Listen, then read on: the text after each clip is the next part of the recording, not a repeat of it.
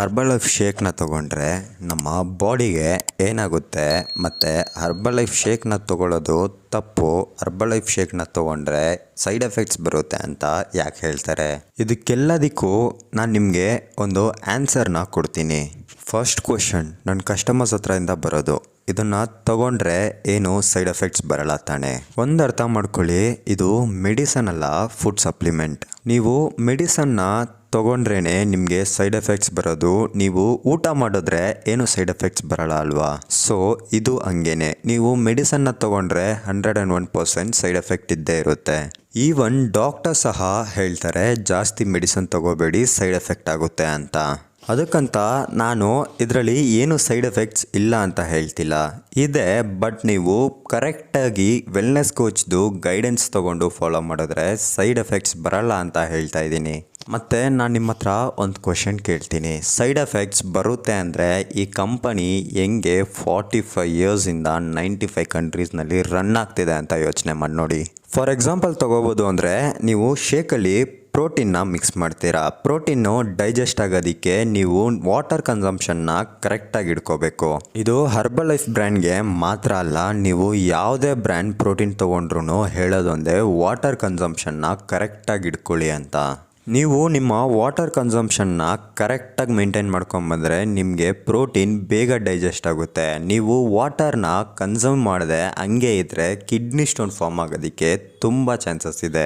ಇನ್ನೂ ಸ್ವಲ್ಪ ಕಸ್ಟಮರ್ಸ್ ಬಂದ್ಬಿಟ್ಟು ನನಗೆ ಕಾಲ್ ಮಾಡ್ತಾರೆ, ಸರ್ ನಾನು ಒಬ್ಬರ ಹತ್ರ ಪ್ರಾಡಕ್ಟ್ ಇಸ್ಕೊಂಡೆ, ಆದರೆ ಅವರು ನನಗೆ ಪ್ರಾಪರಾಗಿ ಗೈಡ್ ಮಾಡ್ತಿಲ್ಲ ಅಂತ.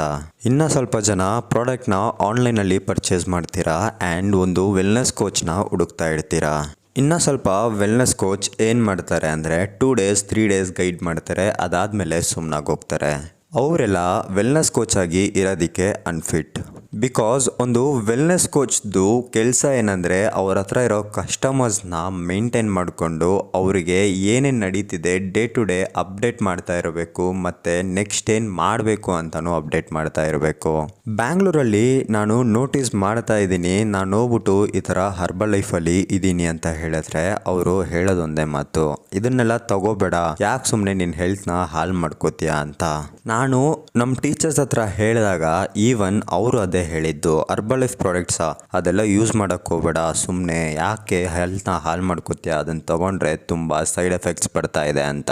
ಇದಕ್ಕೆಲ್ಲ ಮೇನ್ ರೀಸನ್ ಬಂದ್ಬಿಟ್ಟು ಕಸ್ಟಮರ್ಸ್ ಅವರಾಗವ್ರೆ ಓನ್ ಡಿಸಿಷನ್ ತೊಗೊಂಡು ಅವರು ಪ್ರಾಡಕ್ಟ್ನ ಪರ್ಚೇಸ್ ಮಾಡಿಕೊಂಡು ಫೇಕ್ ಪ್ರಾಡಕ್ಟ್ಸ್ ಬರ್ತಿದೆ ಅಂತ ಹೇಳೋದು, ಮತ್ತು ಕನ್ಸ್ಯೂಮ್ ಮಾಡೋಕ್ಕೆ ಗೊತ್ತಿಲ್ಲದೆ ಒಂದು ಪ್ರಾಪರ್ ಗೈಡೆನ್ಸ್ ಇಲ್ಲದೆ ಕನ್ಸ್ಯೂಮ್ ಮಾಡೋದು. ಬಟ್ ನಾನು ಅದನ್ನು ಚೇಂಜ್ ಮಾಡೋಣ ಅಂತ ಇದ್ದೀನಿ. ನಾನು ನನ್ನ ಕಸ್ಟಮರ್ಸ್ಗೆ ಬೆಟರ್ ರಿಸಲ್ಟ್ಸ್ನ ತೆಗೆಸ್ಕೊಡ್ತೀನಿ, ಮತ್ತು ನಾನು day to day each and every ಕಸ್ಟಮರ್ಸ್ಗೆ ಕಾಲ್ ಮಾಡಿ ಅವರು ಏನು ಮಾಡ್ತವ್ರೆ, ಏನು ಮಾಡಬೇಕು ಅಂತ ಸಹ ಕಂಪ್ಲೀಟ್ ಇನ್ಫಾರ್ಮೇಷನ್ನ ಕೊಡ್ತೀನಿ. ನಾನು ನನ್ನ ಟೀಮ್ಗೂ ಅದೇ ಹೇಳ್ಕೊಡೋದು, ನಿಮ್ಮ ಕಸ್ಟಮರ್ಸ್ನ ನೀವು ಕರೆಕ್ಟಾಗಿ ಮೇಂಟೈನ್ ಮಾಡಿ, ಅವ್ರ ಜೊತೆ ಒಳ್ಳೆ ರಿಲೇಷನ್ಶಿಪ್ಪಲ್ಲಿ ಇರಿ, ಅವ್ರಿಗೆ ಪ್ರಾಪರ್ ಗೈಡೆನ್ಸ್ನ ಕೊಡಿ ಅಂತ.